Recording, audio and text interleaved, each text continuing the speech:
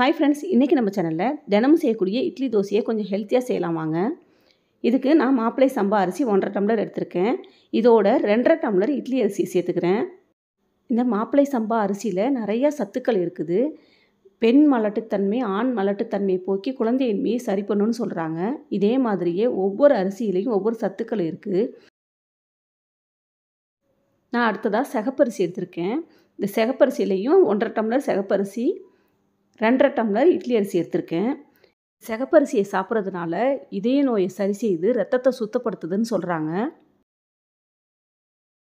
அடுத்ததாக காட்டு யானம் அரிசி எடுத்திருக்கேன். 1.5 டம்ளர் காட்டு யானம் அரிசி, 2.5 டம்ளர் இட்லி அரிசி எடுத்திருக்கேன். இந்த காட்டு யானம் அரிசி சாப்பிட்றதுனால சர்க்கரை நோய், புற்றுநோய், இதய நோய் எல்லாத்துக்குமே நல்லதுன்னு சொல்கிறாங்க. இவ்வளோ பயனுள்ள அரிசியை வச்சு எல்லாத்துக்கும் பிடிச்ச மாதிரி செஞ்சு கொடுக்கலாம். இது தனித்தனியாக எல்லாத்தையும் ஊற வச்சுட்டு, நான் 4 டம்ளருக்கு 3/4 டம்ளர் உளுந்து எடுத்திருக்கேன். 1 ஸ்பூன் வெந்தயம் எடுத்திருக்கேன்.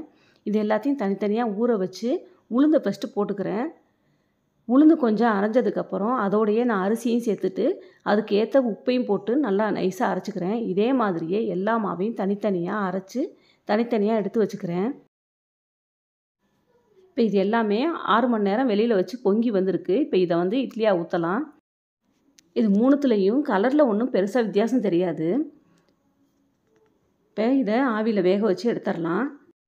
நம்ம அரிசியை ஊற வைக்கும்போது நம்ம நார்மலாக ஊற வைக்கிறதோட இது கொஞ்சம் அதிக நேரம் ஊறுறதுக்கு கொஞ்சம் அதிக நேரம் ஆகுது.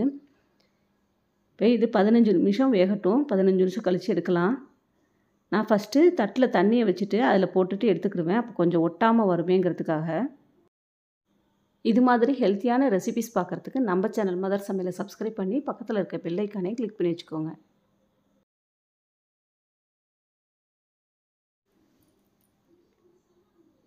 இது சிகப்பரிசியில் செஞ்ச இட்லி, இது காட்டு யானம் அரிசியில் செஞ்ச இட்லி, இது மாப்பிளை சம்பா அரிசியில் செஞ்ச இட்லி. எதுலேயும் ஒன்றும் பெருசாக வித்தியாசம் இருக்காது. எல்லாமே ஒரே மாதிரி தான் இருக்கும். இட்லி சாஃப்டாகவும் இருக்கும், அதே போல் டேஸ்ட்டும் நல்லா தான் இருக்கும். தோசையும் கூட இந்த மாதிரி நல்லா மொறு மொறுன்னு நல்லா வரும். இதை ட்ரை பண்ணி பார்த்துட்டு எப்படி இருக்குதுன்னு கமெண்டில் சொல்லுங்கள்.